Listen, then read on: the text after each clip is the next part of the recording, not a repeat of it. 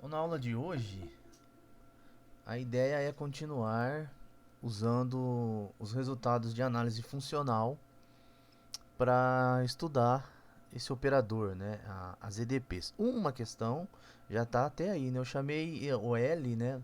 Estamos chamando o L de operador, né? Mas até agora, operador em que sentido, né? Então hoje vai ficar claro que de fato ele é um operador, né? Tá? Linear. E aqui está na forma divergente.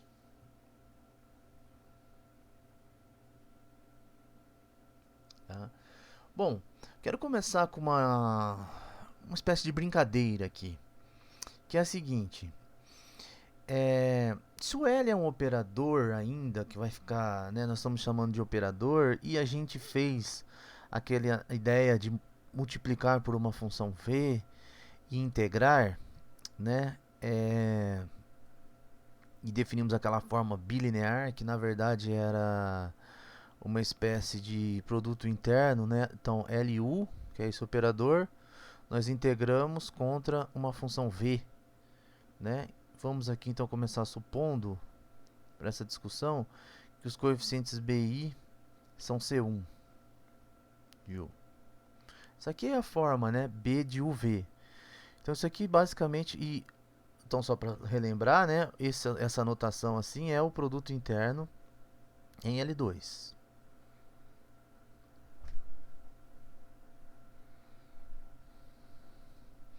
Então, como é que é isso aqui? Então isso aqui é a integral menos a integral em U dessa soma IJ de 1 até N do A i j x o xj, o xi, x derivado xj, v dx, né? Já fizemos isso na aula passada.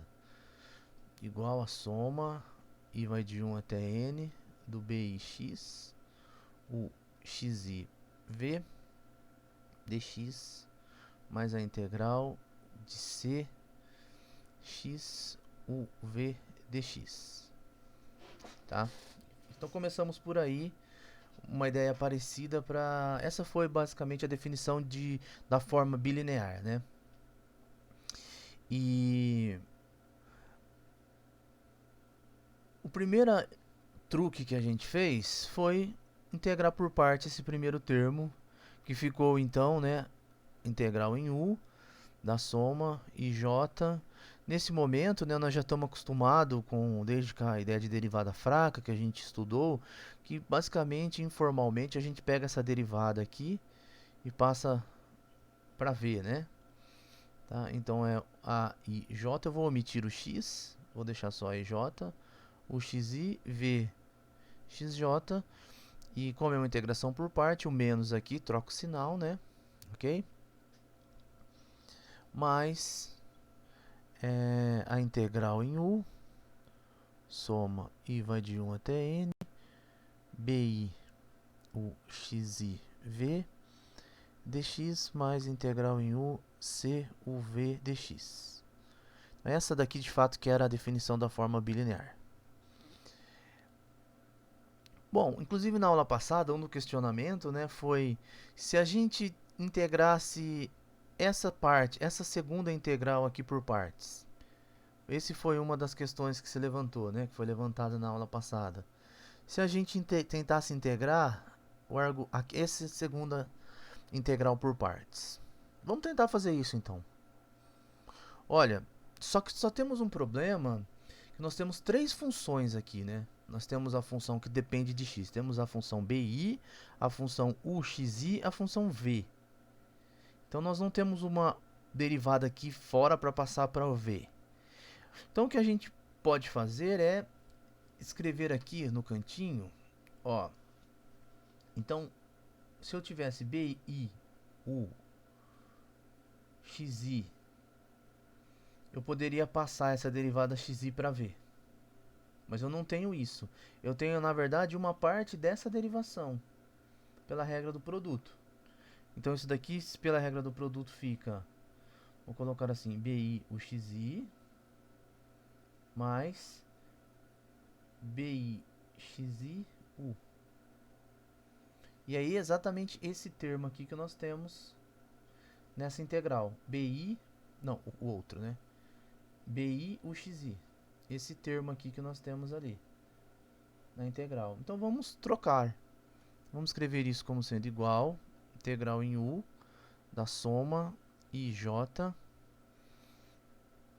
a IJ, U, XI, VJ, VXJ, DX. Né? Aqui faltou um DX. Mas então vamos lá, ó. Eu vou trocar BI, UXI por... Então vai ser assim, ó, integral em U, da soma em I, tá? De 1 até N. Aqui também de 1 até N. Então, ó, vai ficar assim, ó, BI, U, XI,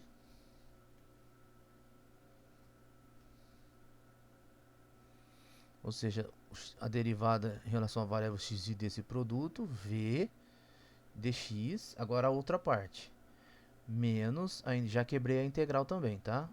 E vai de 1 até N, BI, XI, U, V, dx, aí eu deixo esse outro termo que estava ali, CUV, dx, ok? Tá? Então usei essa derivada do produto aqui. Agora eu faço então o que nós estamos prometendo, né? Estamos querendo. Vamos integrar, passar essa derivada aqui, xi para o vi. Essa derivada xi para o v, tá? Porém, ao mesmo tempo, vou... vamos fazer isso, vai. Integral. Ó, eu vou fazer assim, integral em u, soma i j de 1 até n, a i j. Vou só trocar a ordem aqui, eu vou escrever vxi, vxj, uxi, dx, tá? Então aqui fica menos, agora vou passar a derivada para lá, passar a derivada para lá informalmente, né? Vamos integrar por partes, tá? Então vai ficar biu vxi dx, tá? Mas agora aqui eu tenho uv, né? Uv e uv. Então eu escrevo esse termo como sendo c menos a soma e vai de 1 até n do bi xi uv dx, tá? Bom, estou fazendo essa conta para chegar aonde? Para chegar no seguinte, olha só, eu ainda posso integrar por parte mais uma vez esse primeiro termo e escrever o seguinte, menos a integral em u, soma do ij de 1 até n, do aij vxj, e eu passo a derivada aqui do u para cá. xi u dx menos a integral em u, vou escrever isso assim, soma de 1 até n, bi vxi u dx, só troquei aqui como tei, integral aqui em u, esse termo eu deixo, c menos a soma e vai de 1 até n, bi xi vu, só como tei também. E o que eu ganho com essa fórmula aqui? Olha, eu ganho o seguinte, apareceu um novo operador aqui, só que agora aplicado na função u, na função v, né? A gente tinha L de uv, aqui nós temos um operador L de v integrar o produto interno com u, né?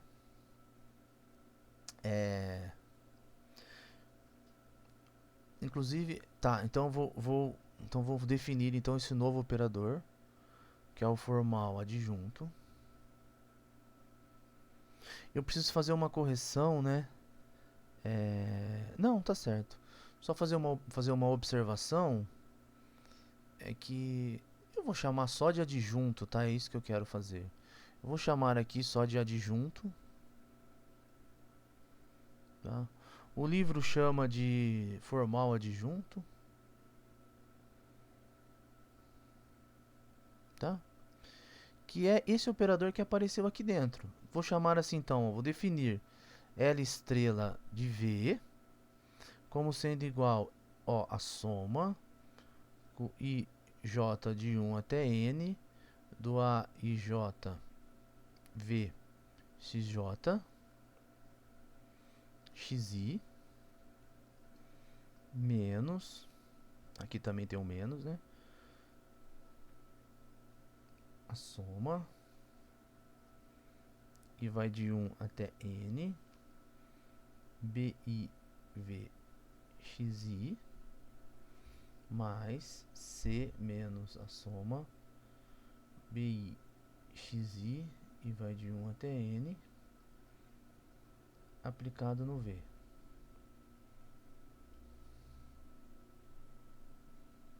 Então, se eu definir esse novo operador, né, chamado o adjunto de L, o que que eu tenho aqui em cima, voltando para cá, eu tenho exatamente, vou colocar aqui, vou colocar em verde, né, igual, olha só, eu tenho o U L estrela de V,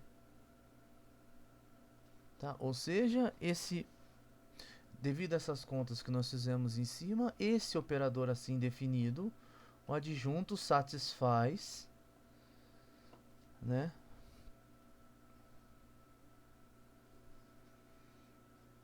L U V igual a U L estrela V. E eu acho que agora você se convenceu porque que eu estou chamando ele de adjunto. Ok? E ainda assim, ainda defino então essa daqui como uma forma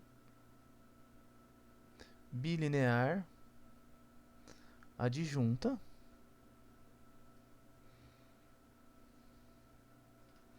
que é a B estrela agora de V U, por definição é a B de UV para todo UV pertencente H10 de U. Então consideramos o problema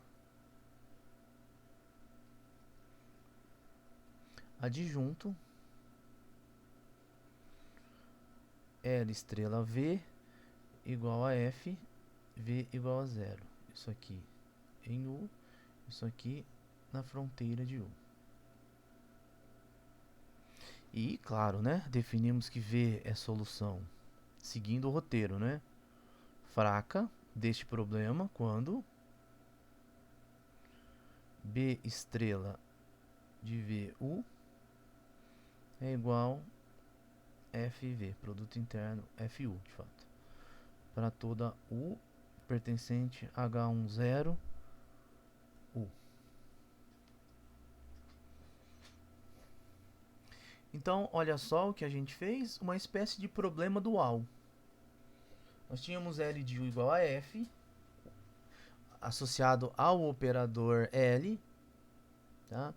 Conseguimos então definir o adjunto, fazendo esse truque na integração, tá? A forma adjunta e ainda assim um problema adjunto, tá?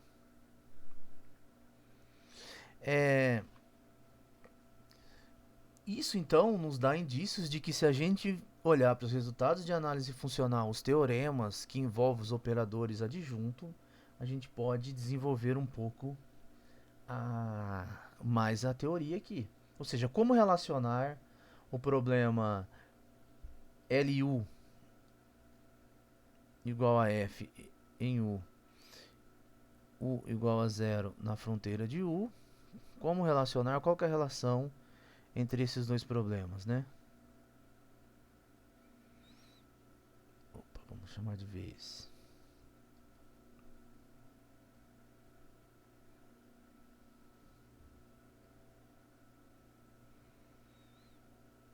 Tá? Bom, você poderia pensar o seguinte: olha, mas eu lembro lá que o adjunto, né, geral muitas vezes age no dual, né? Só que nós estamos no espaço de Hilbert e os duais são identificados. Então, de alguma forma, é isso mesmo. Ele está agindo no dual, só que de alguma forma estão identificados, tá?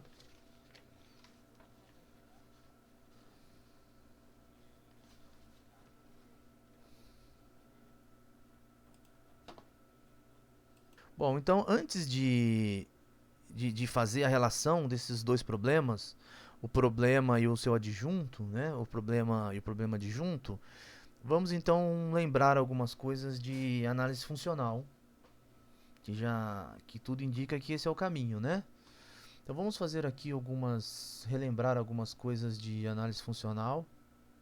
Então, vamos aqui no nosso lembrete, tá?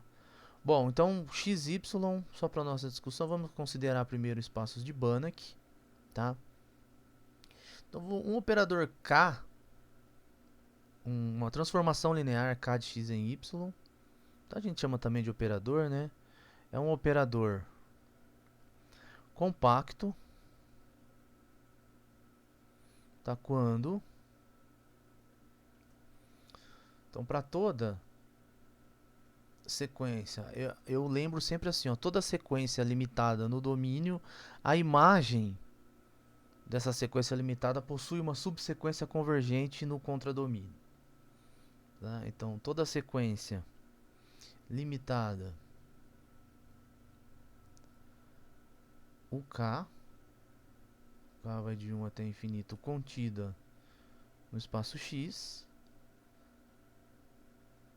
a sequência das imagens, né, K de UK, K vai de 1 até infinito, contido em Y, tem fecho compacto.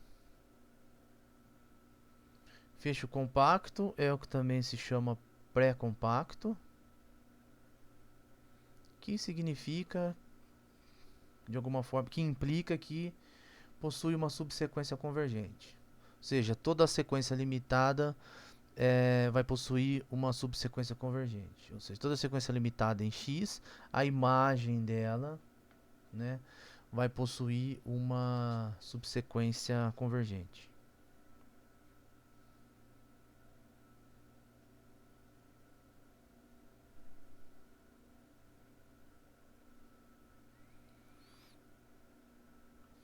Tá? Então, os operadores compacto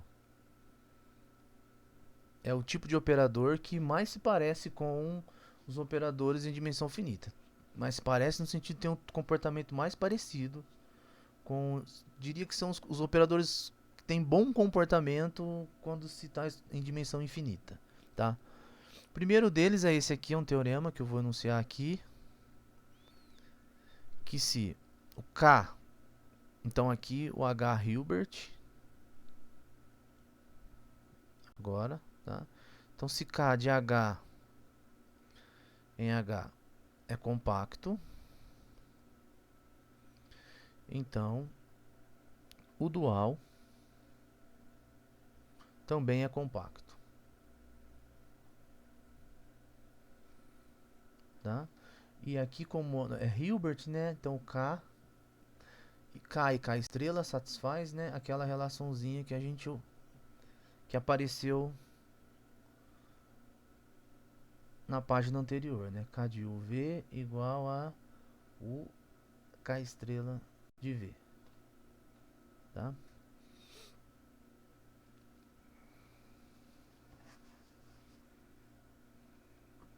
Bom, uma outra propriedade para operador compacto é em relação ao que a gente chama de teorema espectral.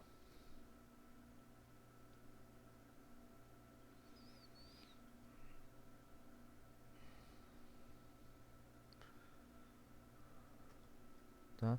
Em relação ao espectro de um operador compacto, é o seguinte, ó, vamos então só relembrar aqui. Não ficou bom isso aqui. Vamos só relembrar então algumas definições antes de eu enunciar o teorema. Bom, a gente define o conjunto resolvente. Então, nessa discussão aqui, né, ó, K de H em H é compacto, tá? H é o espaço de Hilbert.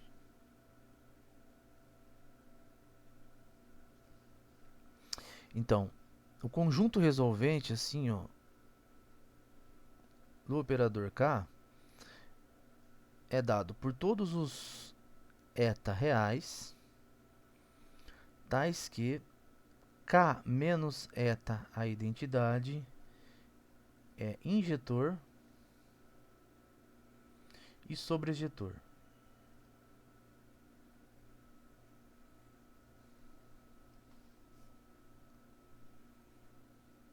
Tá? E o espectro é o conjunto sigma de K como sendo complementar do resolvente. Tá? Então, o conjunto resolvente, o espectro e o espectro pontual, sigma P de K, é um subconjunto do espectro formado pelos autovalores. É o conjunto dos autovalores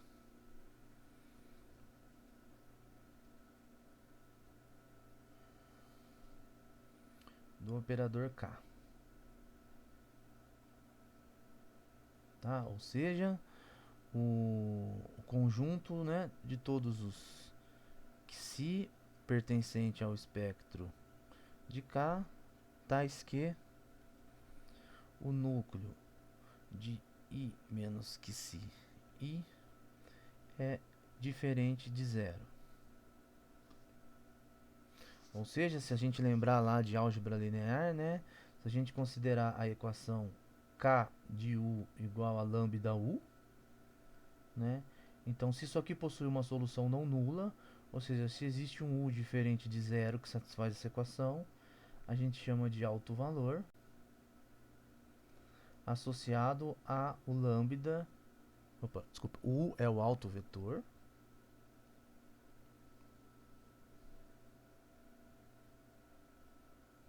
Associado a lambda, que é o alto valor, tá? Essa equação aqui possuir uma solução não nula significa que o espectro de K menos lambda I é diferente do vazio, tá? Então, é que em espaços de dimensão infinita, o espectro, né, existe algumas questões, o operador é invertível, mas não é definido em todo o contradomínio, né? Ele é injetor num subespaço, então tem mais gente no espectro do que só os autovalores, tá? A vantagem é que o teorema espectral afirma que se K é compacto, tá? Então vale as afirmações. Primeiro, o zero pertence ao espectro de K. 2. Se você pegar o espectro e subtrair o zero, você vai ter o conjunto dos autovalores menos o zero, tá? E 3, que é o que nós vamos utilizar, que o espectro do operador menos o zero tem duas possibilidades: ou é finito, tá? Que é o que acontece quando a dimensão é finita, né? O espectro é um conjunto de dimensão finita, é um conjunto finito. Uma matriz só tem finitos autovalores, né? Tá? Ou é uma sequência,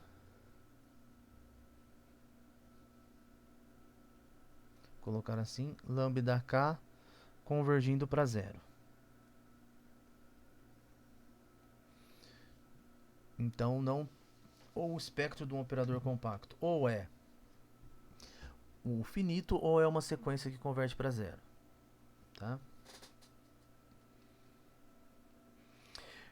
Bom, legal. Um outro teorema que nós vamos precisar de análise funcional é o teorema que dá nome à aula, né? Alternativa de Fredholm. Mas antes ainda de eu enunciar, vou só relembrar aqui, ainda sobre operadores, sobre a questão de compacto, que sobre operadores compactos, né? Quando um conjunto está forte, um espaço, né? Está fortemente contido, compactamente contido num outro, tá? Então nós vamos usar essa noção. Então, se Z é um espaço de Banach, tal que Z está contido em X e X também é Banach, né? Ou seja, então Z é um subespaço de X, tá? Então a gente fala que esse subespaço está compactamente contido em X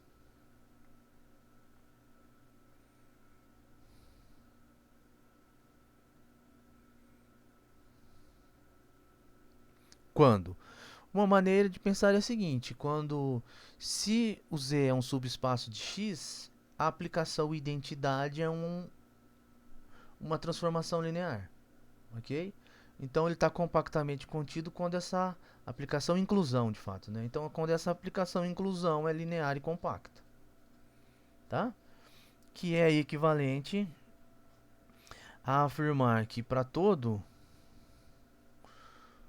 afirmar duas coisas. A primeira, que a norma de x no subespaço Z é menor ou igual a uma constante norma de x em x para todo x, tá, pertencente a Z, e onde C é uma constante.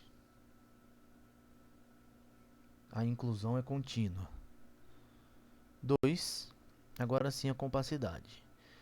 Xk, K é uma sequência contida em Z limitada. Então, se a gente olhar ela como elementos de X, ela possui uma subsequência convergente, ou seja, é pré-compacta.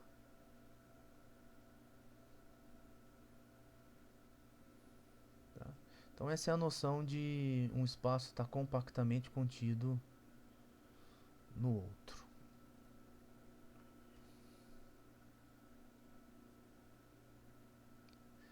O que eu vou precisar na aula de hoje é um teorema, um teoremão, na verdade, sobre espaços de Sobolev, que eu não vou precisar do teorema todo. Vou precisar só de uma consequência dele. Então eu vou só fazer uma afirmação, tá? E vou pedir para você aceitar essa afirmação. Essas outras afirmações que eu fiz acima são todas de análise funcional. Teorema espectral, tá? As definições de operadores compacto, que se o operador é compacto, então o dual também é compacto, né? O dual é bem definido e também é compacto. Isso é todos de análise funcional. Agora aqui é um teoremão de espaços de Sobolev, tá? Então eu vou pedir, não é um teoremão, é só um pedaço, é um teoremão grandão que chama teorema de Relick-Kondrakov.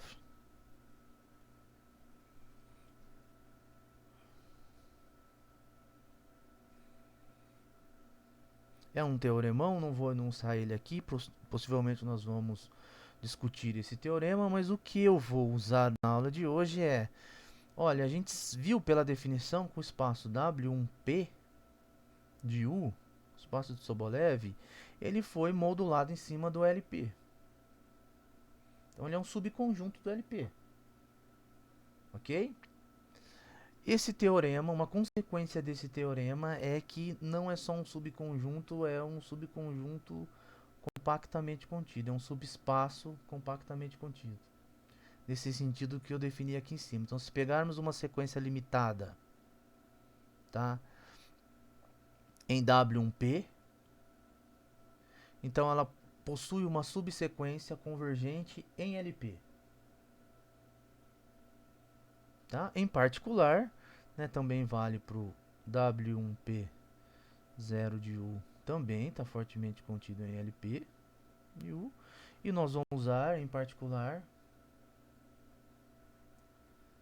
que o H10 de U está contido em L2 de U. Compactamente contido. Tá? Então vou pedir para vocês aceitarem esse teorema. Podem dar uma olhada no capítulo, no livro, né? Tá? É um teorema mais geral sobre as imersões dos espaços Sobolev. Mas então vou pedir para você aceitar esse fato de que se pegarmos uma sequência limitada no H10, então ela vai possuir uma subsequência convergente em L2, na norma forte do L2, ok? Ainda, antes de voltar para as equações, ainda nessa nossa discussão sobre análise funcional, vou então enunciar o teorema que dá nome à aula, né? Tá? Que é o teorema alternativa de Fredholm. Um teorema também de análise funcional.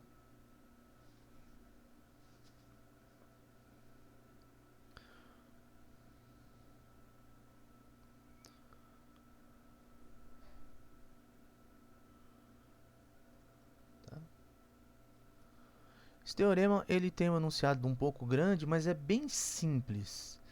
Inclusive, esse teorema remete a uma reflexão, né? Vale a pena fazer uma reflexão de quando a gente estudou o EDO.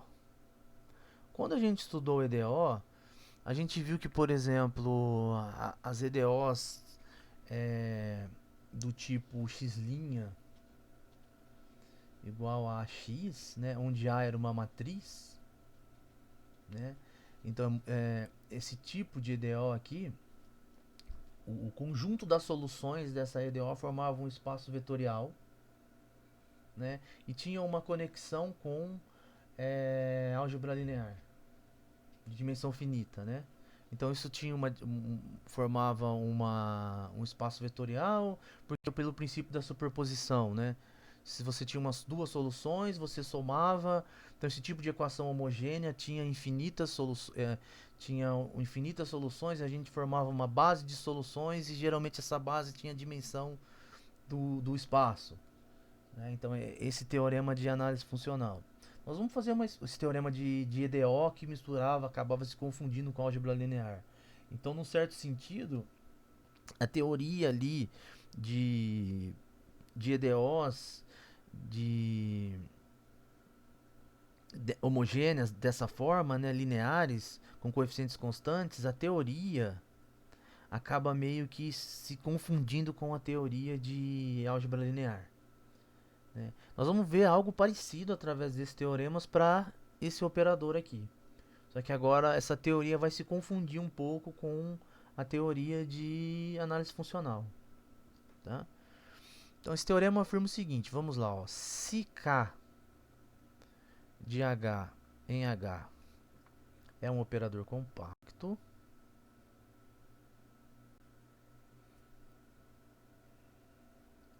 então só para afirmar, né, H é um espaço de Hilbert, tá? Então vale as seguintes afirmações, tá? Então, primeiro, o núcleo, vamos chamar de N, da identidade menos o K é de dimensão finita.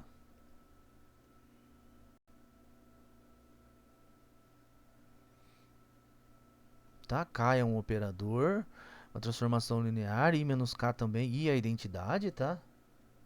I é a identidade.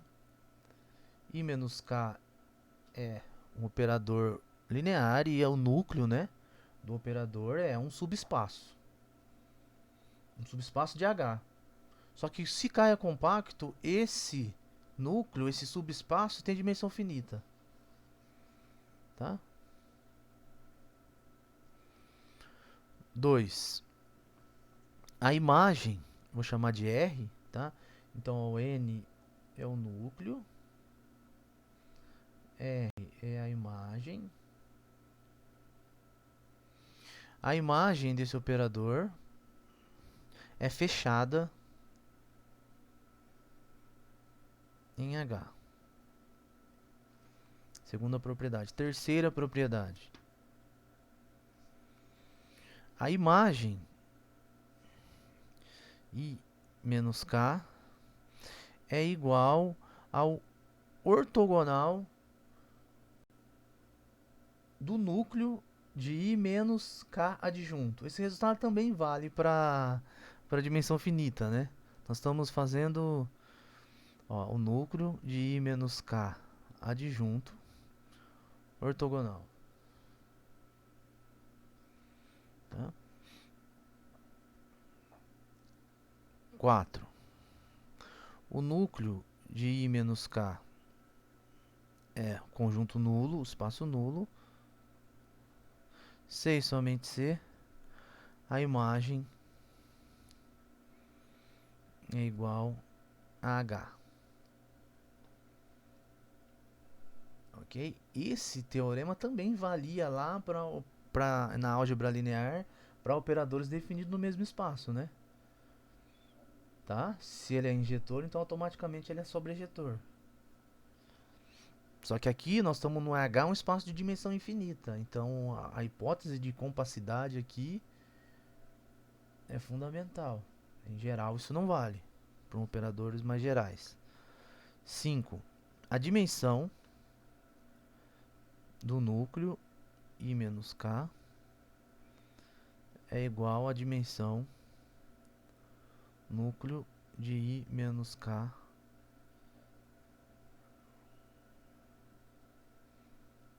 a dimensão K estrela do adjunto.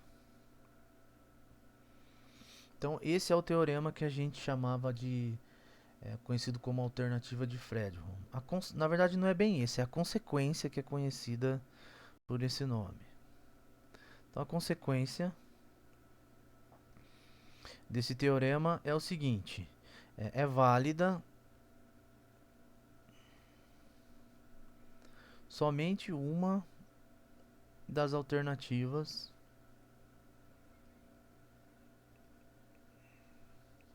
vou colocar assim, vale somente uma das afirmações abaixo.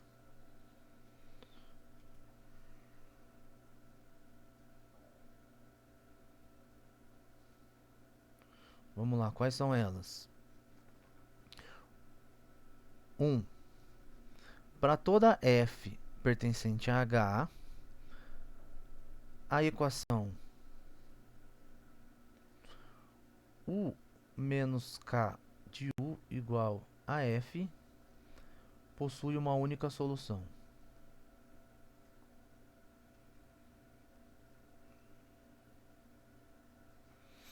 2. A equação U menos K de U igual a 0 possui solução não nula.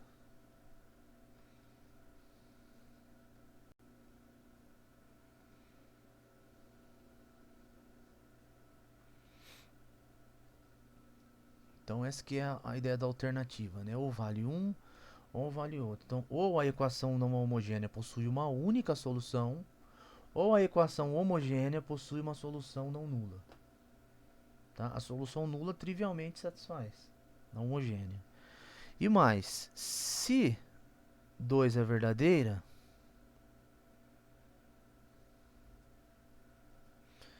então o conjunto das soluções de U menos K de U igual a 0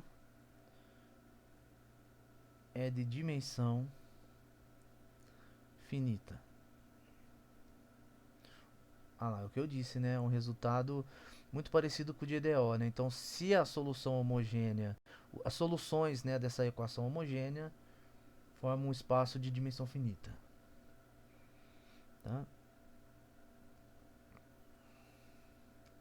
E a equação U não homogênea, né? U menos K de U igual a F, possui solução C e somente C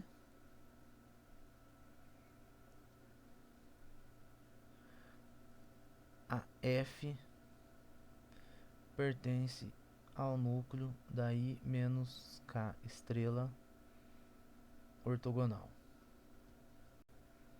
Ou seja, se você pegar uma função,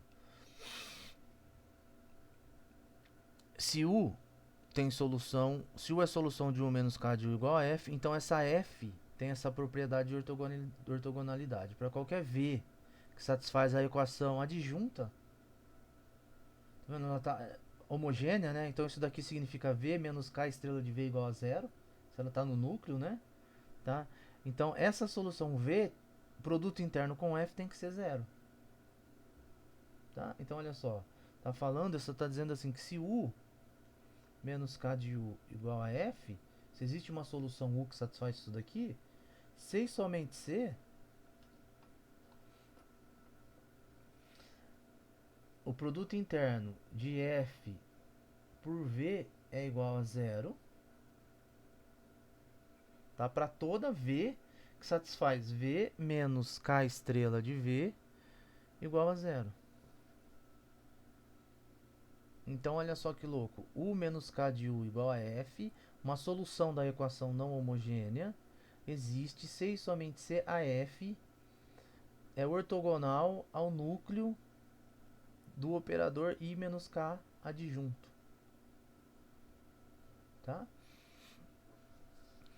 E não é à toa que nós estamos usando esses adjetivos aí adjunto, né? É esse teorema que vai conectar a discussão anterior. Conectar L de U igual a F com L estrela de V igual a F. Ou seja, vai conectar a solução com o adjunto. Isso daqui, a gente vai pegar esse... Nossa tarefa agora qual é? Pegar o contexto anterior, a gente já tem o L, já tem o adjunto, o L estrela. Precisa fazer aparecer uma compacidade aí, transformar esses num operador compacto. Colocar, transformar a equação L de U igual a F numa equação U menos K de U igual a F. Tá? Num espaço de Hilbert, que a gente já tem ideia que é o H10 ou L2. Ok? E como é que vai se relacionar? A solução do problema LU igual a F existe se, e somente se o F, produto interno com V é igual a zero, onde V é a solução da equação homogênea adjunta. Ou seja, esse é o alternativo de Fredholm para EDPs que nós vamos fazer agora. Então só precisamos pegar a teoria nossa e adaptar a esse teorema aqui de análise funcional. Basicamente é só acertar as coisas agora. Já temos tudo em mãos. Vamos fazer então o teorema. Bom, vamos enunciar então o teorema. Vamos lá, o teorema. Vamos chamar então de alternativa de Fredholm.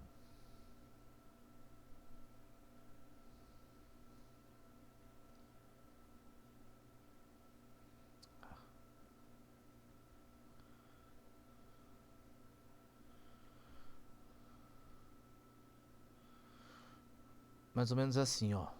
Então,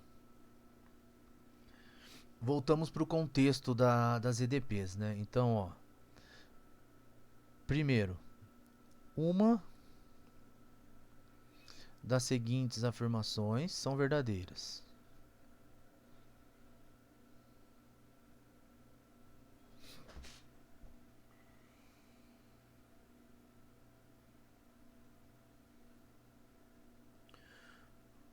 Primeira afirmação. Para toda f em L2 de U, tá? Existe uma única solução fraca, U pequeno, né, de LU igual a F em U igual a 0 em fronteira de U. Vamos chamar isso aqui de 1. Tá? Segunda afirmação. Existe uma solução não nula U, vou colocar assim, uma solução U não identicamente nula de LU igual a 0 em U igual a 0 em fronteira de U. Que é uma equação de 2. Então essa é a primeira parte. Segunda parte, tá? Se 2 é verdadeira, então a dimensão do espaço N contido H10U, quem é N, né? Espaço das soluções fracas do problema homogêneo 2 é finita. Igual a dimensão do espaço N estrela contido em H10U das soluções fracas de L estrela V igual a 0, V igual a 0 na fronteira.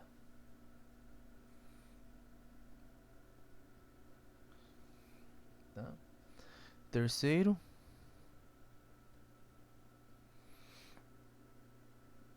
L de U igual a F, U igual a 0, L de U igual a F em U, L de U igual a 0 na fronteira de U, tá? Possui solução fraca, C e somente C, produto interno em L2 de F por V é igual a 0 para toda V, solução de L estrela V igual a 0 em U igual a 0 em fronteira de U. É bem a cara do Fredholm, né? Do teorema anterior, a gente só precisa encaixar os operadores. Vamos então demonstrar. Só coloquei 3 grande. Vamos então partir para a demonstração.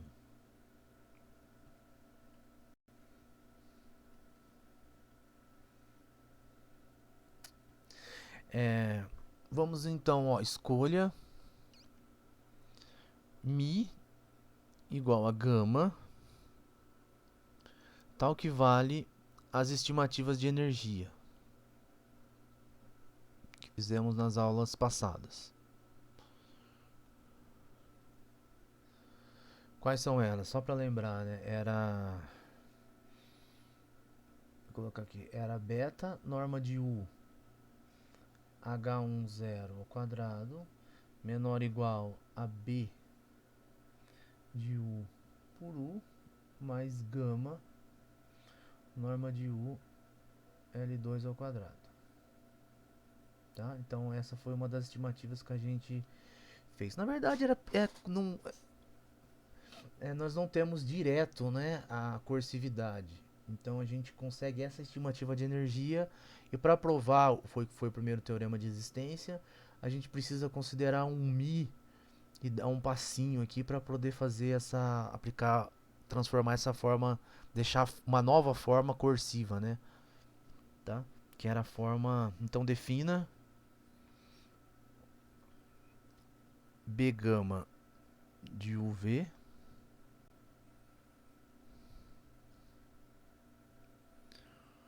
como sendo a B mais esse pedacinho gama, tá? Essa é a forma correspondente ao operador, então L gama de U igual ao L de U mais gama de U. Isso é para poder garantir que tem uma única solução. Tá? Então, só estamos transladando um pouquinho para usar o Lax-Milgram, tá? Ou seja, né, então, assim, se G é uma função de L2 de U, existe uma única solução fraca, U, pertencente a H10 de U, tá? De B gama de UV igual a GV, produto interno para toda V pertencente a H10 de U, tá? Porque agora eu dei o passinho, eu posso usar Lax-Milgram. Ela fica cursiva, ok? Ora, então o que está acontecendo aqui? Vamos, primeira parte, transformar nesse contexto, olha só, essa fórmula aqui,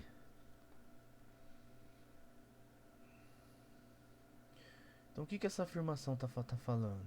Olha, tá falando o seguinte, para toda G em L2, existe uma única U em H1 que vale essa igualdade. Se a gente olhar para esse primeiro coordenada aqui, é como se, então, dado uma G, existe uma U.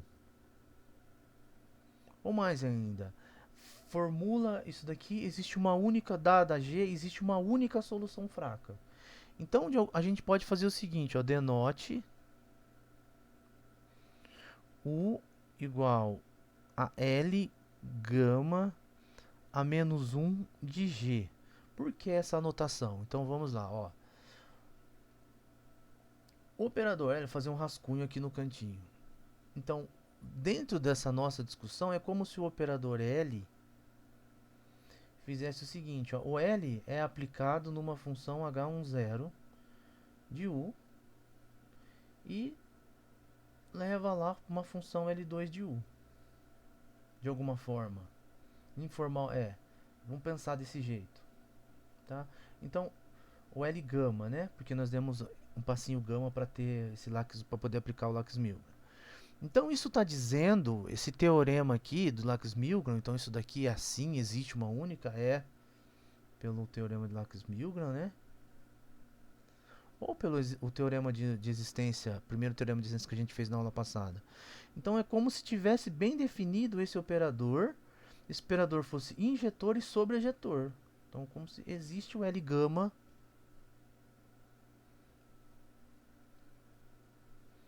a menos 1 de L2 de U em H10 de U. Ou seja, para toda G pertencente a L2, existe um único U no H10, onde vale B gama de UV, a forma bilinear, igual ao produto interno de G por V. Tá?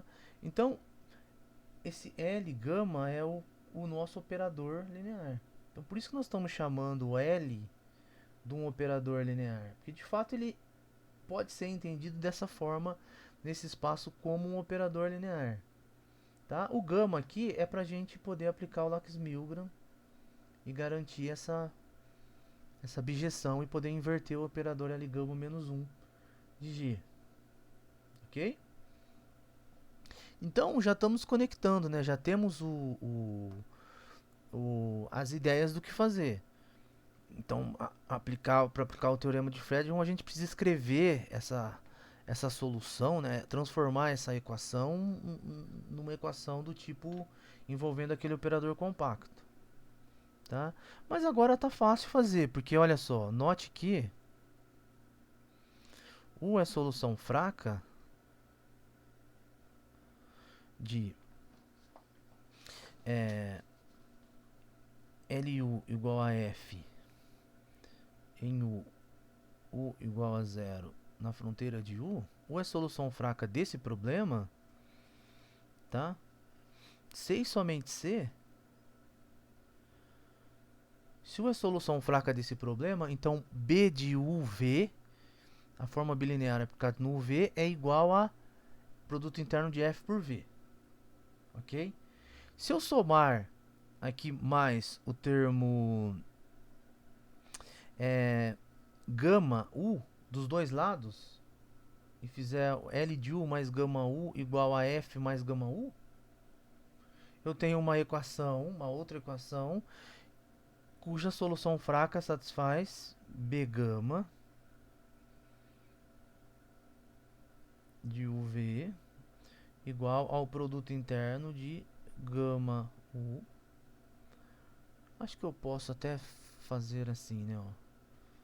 Então isso daqui é equivalente a eu escrever LU mais gama U igual a F mais gama U em U, tá? U igual a zero em fronteira de U. Acho que agora tá claro o que eu tô fazendo, né? Só que uma solução fraca disso daqui é...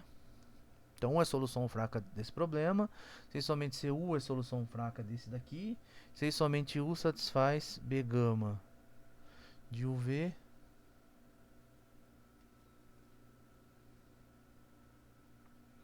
igual ao produto interno, então, gama U mais F V para toda V pertencente a H10 de U. Ok? Essa é a estratégia, tá? Ok. Mas isso daqui, então, nos diz que isso acontece C e somente C. Olha só agora, ó. Olha para o U. Então, por Lakris-Milgram, para toda U, para toda gama mais gama U mais F, L2, existe uma única solução, que nós estamos chamando de L a menos 1 desse daqui, né? Invertendo o operador. Então, isso daqui é equivalente a U igual a L a menos 1 gama U mais F. Ok? Tá?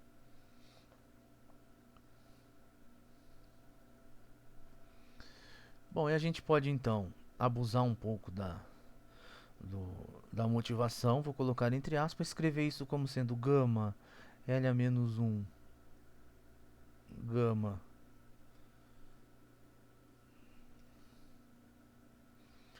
de U mais L gama menos 1 de F. Tá? Usei aqui uma linearidade informalmente para escrever isso daqui, então. Opa. Eu vou chamar então, ó, esse daqui de K e esse aqui de H. Eu escrevo então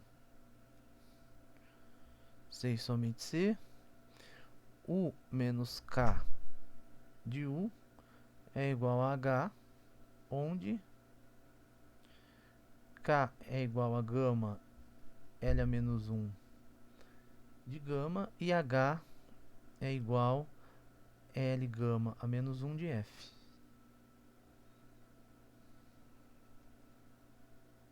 Tudo bem?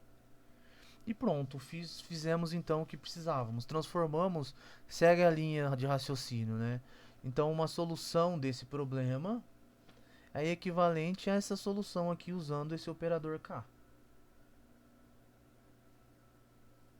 Ok?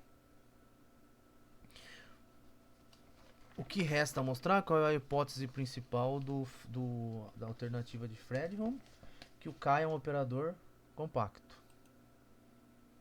Tá? Então essa é a afirmação,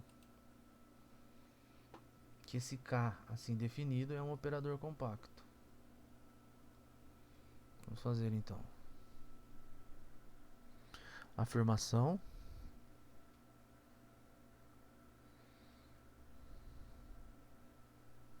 Então esse operador K está atuando ali no L2, né? L2 de U, em L2 de U. é um operador compacto. Tá? Eu não posso considerar, a princípio, o K em H1, porque a F é L2, né? O nosso problema. Então a F é L2, o U é H1, mas o H1 está dentro do L2, então o K, operador compacto de L2 em L2. Como é que a gente prova isso? Verificamos a primeira condição, que é a continuidade. O que nós temos? Então vamos lá, de fato, temos, ó, a B gama aplicado no UU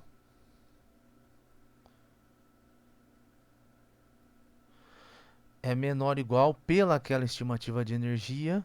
Agora você está com a gama, então não tem mais aqueles outros termos para cá, né? Você escolheu exatamente para que ela fique cursiva, então é beta ou H10 ao quadrado. Estimativa de energia, temos pela estimativa de energia, tá? Só que B de UU, então a B é a forma bilinear associada ao L gama, então isso daqui fica GU, ok? Porque, ó, olha só, para toda, vou subir aqui devagar, ó. Para toda G pertencente a L2 de U, existe uma única solução fraca U de B gama de UV igual a GV. Tá? Nós a equação, tudo bem? Tá. Então vamos voltar para cá. Tudo bem.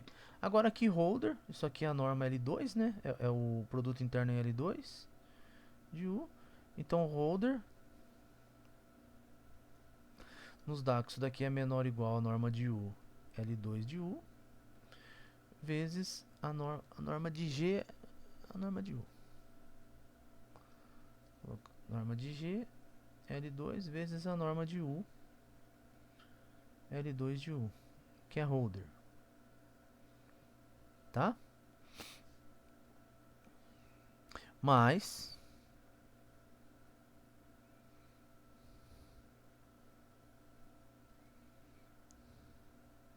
a nossa definição, o K aplicado na G, por definição, é gama, L gama a menos 1 de G.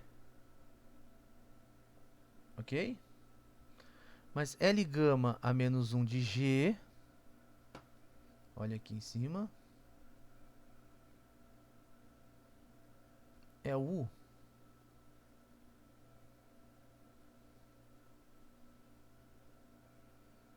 Então L gama menos 1, isso daqui fica igual a gama U.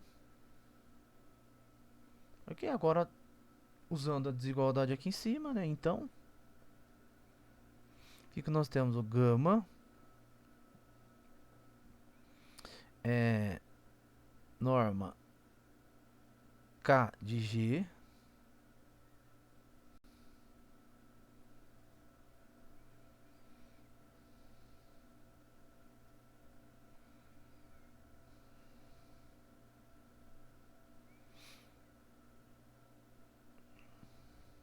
tá? Bom, então, substituindo, né, na estimativa, a gente teremos, ó, então, U é igual a Kg, U é igual a 1 sobre gama Kg, então vai ficar, ó, Kg, aqui, beta sobre gama, ao quadrado, H10, tudo bem? Só substituir aqui. É menor ou igual, agora eu pego o último pedaço ali, ó. Norma de G, L2, de U, tá? E ainda posso aqui colocar, trocar a norma L2 de U pela norma H10. Porque a norma UL2 é menor ou igual do que a norma UH10, ok?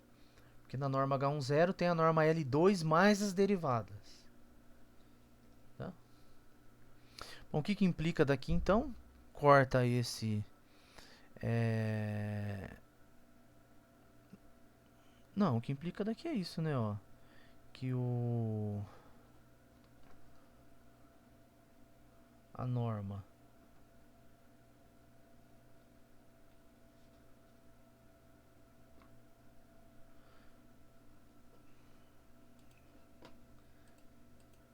então vou voltar agora para cá, ó. Menor ou igual a norma de G, L2 de U. Agora o U eu vou usar de novo essa relação aqui. Essa aqui, ó. Então isso aqui fica norma de... aparece aqui um gama, né? Kg de H10 de U. Tudo bem? Essa deu uma enrolada aqui, mas ficou claro o que eu estou fazendo?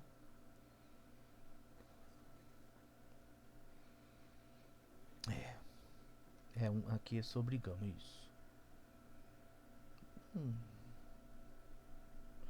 1 sobre gama. Tudo bom? Mas o importante agora é que eu posso cortar um quadrado daqui com um quadrado daqui e chegar no que eu queria, né?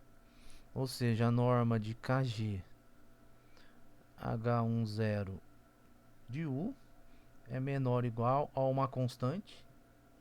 Junta todos esses gamas e betas aqui para dar uma constante.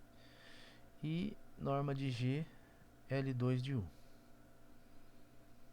Ok? Isso aqui vale para toda G pertencente a L2. Então, provando na primeira parte, a continuidade do operador K. Agora,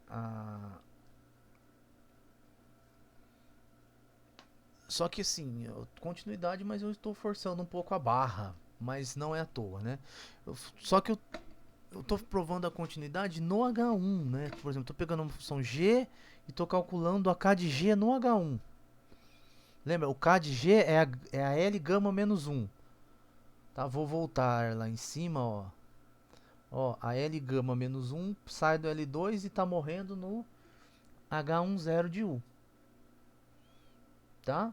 Mas a minha afirmação é que a K do L2 é L2. Mas agora o teorema de Reli-Kondrakov resolve o problema. Por quê? Né? Mas temos, né, que o H10 de U está fortemente contido em L2 de U. Ou seja, se você olhar agora o operador K, pega uma função G em L2. O K de G está em H1. Só que essa imagem, o H1 está compactamente contido em L2. Tá? Então vamos lá, pega uma sequência limitada em L2. Ok? A imagem dela pela K vai dar uma sequência limitada no H1. Ok? Só que agora o H1 é compactamente contido em L2. Então toda sequência limitada em H1 possui uma subsequência convergente. Essa é a definição de compacidade. Ok? Mas como isso daqui acontece, segue que K é compacto. De L2 em L2, né? Tudo bem? O argumento?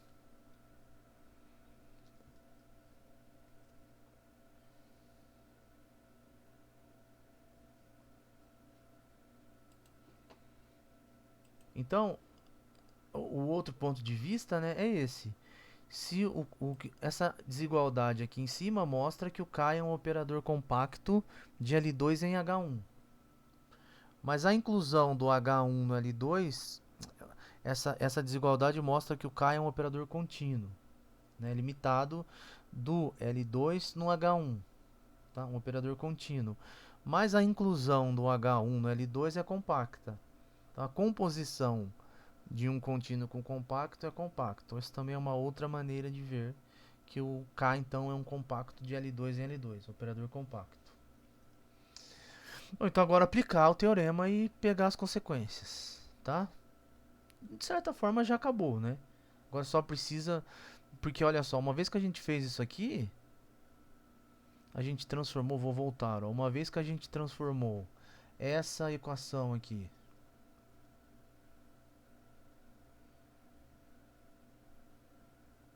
foi fazendo os passos equivalente a essa equação aqui envolvendo o operador K, o operador K é compacto, é só aplicar a alternativa de Fredholm que naturalmente sai o enunciado.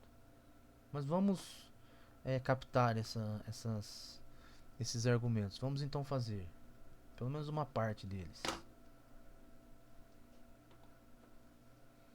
Bom, vamos lá. Então, aplicando o teorema, né?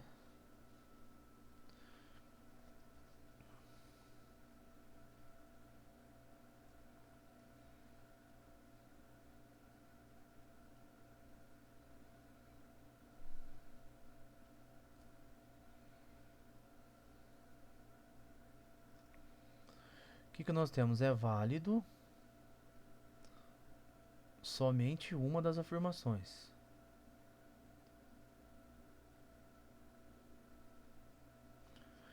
Bom, qual que era? A primeira, para toda H pertencente a L2 de U, a equação U menos K de U igual a H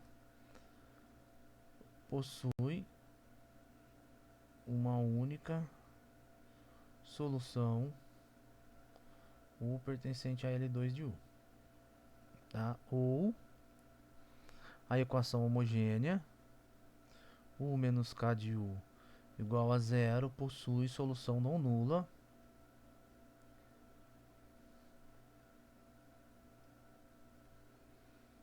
em L2 de U. Tá? Bom, vamos então localizar as ideias. Então, se vale 1, isto é,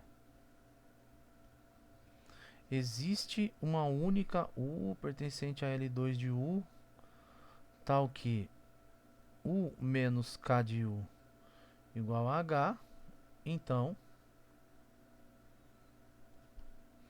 U é igual a L gama a menos 1 gama U mais F, que implica beta gama de UV igual a gama U mais F, vírgula V, para toda V pertencente a H10 de U, que implica LU igual a F em U, U igual a zero em fronteira de U. Repetir só aquele argumento que a gente fez lá em cima, aquelas desigualdades. Tá? Então, essa equação ficou equivalente a L de U igual a F e U igual a zero na fronteira de U. Ok?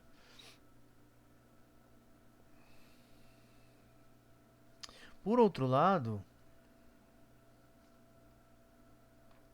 se vale 2, a ideia é a mesma, né? Ó. Então, U menos K de U é igual a zero. U aqui L2, né? Tá? Então, U é igual a gama L gama a menos 1 de U. Lembra que é assim que nós definimos o K, né? Tá? Deixa eu arrumar essa escrita. Então, isso daqui é igual a gama L gama a menos 1 de U. Lembra que o K era isso, né? Gama L gama a menos 1.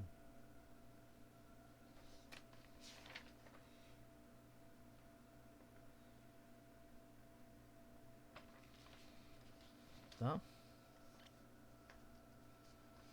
Ora, mas isso aqui então,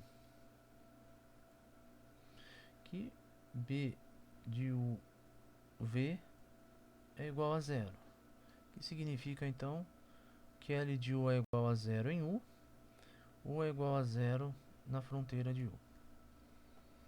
Tá? Então, ou vale a solução do problema não homogêneo aqui, L de U igual a F, Então esse problema existe uma única solução, ou o problema homogêneo possui uma solução não nula.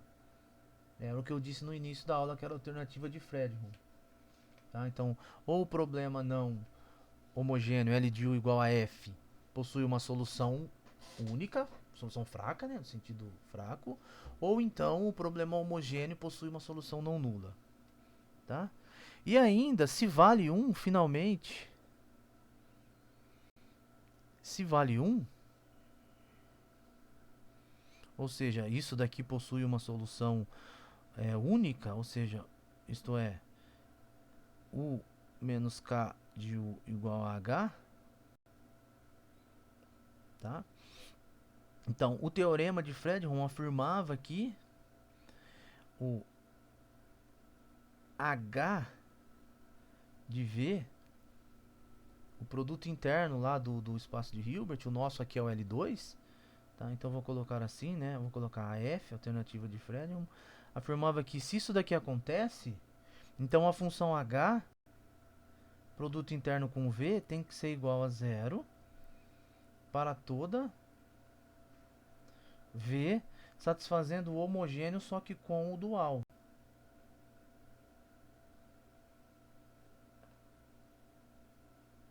Essa é a alternativa de Fredholm. Agora vamos passar do lado análise funcional. Agora vamos passar para o nosso contexto de EDP. Nosso contexto de EDP afirma que se vale 1, se vale isso daqui, L de U igual a F, tá? Então, o produto interno de F por V é igual a zero para toda vez solução desse homogêneo, só que colocado L estrela aqui. Tá? Mas é basicamente a mesma coisa. Já está basicamente feito. É só observar aqui, ó. Então, zero é igual a H de V. Mas o H, por definição, é L gama a menos 1 de F. Tá?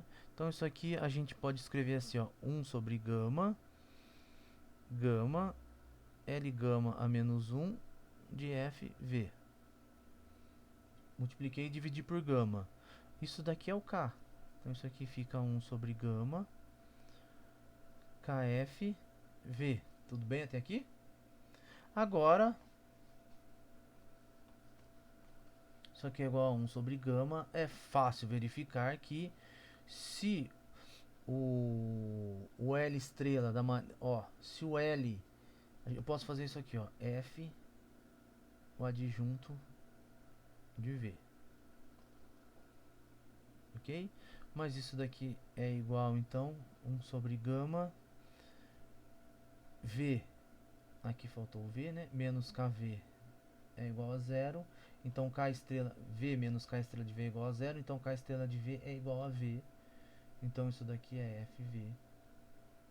E seguindo as ideias, então, a gente tem que o produto interno de FV é igual a zero para toda V satisfazendo V menos K estrela de V igual a zero, que é equivalente a L estrela de V igual a zero em U. E como a V é H1,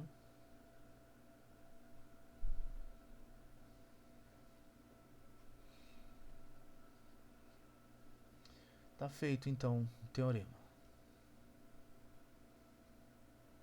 Então vamos voltar no enunciado do teorema para a gente apreciar agora. Então, o enunciado diz que, né, vale uma das alternativas. Ou a equação não homogênea LU igual a F tem uma solução fraca, única, ou a equação não homogênea possui uma solução não trivial. Tá? E se essa solução não homogênea possui uma solução não trivial, a dimensão é finita. O conjunto das soluções da equação homogênea é um espaço vetorial. Esse espaço vetorial tem dimensão finita, tem a mesma dimensão das soluções do problema homogêneo, colocando dual. Problema adjunto aqui com o dual. Tá?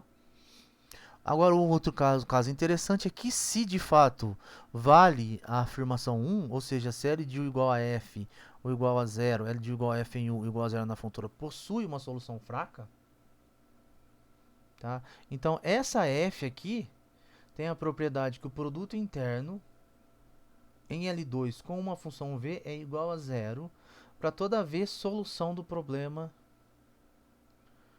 homogêneo adjunto. Ok? Em EDO, a gente tinha uma coisa de que a solução do homogêneo somada com uma solução particular dava uma solução do não homogêneo. Né? Essa daqui é uma espécie de versão para EDP dessas coisas. Né? Então, se o não homogêneo tem uma solução, o campo, né, esse termo forçante F em L2, na verdade, é ortogonal ao conjunto das soluções do homogêneo adjunto.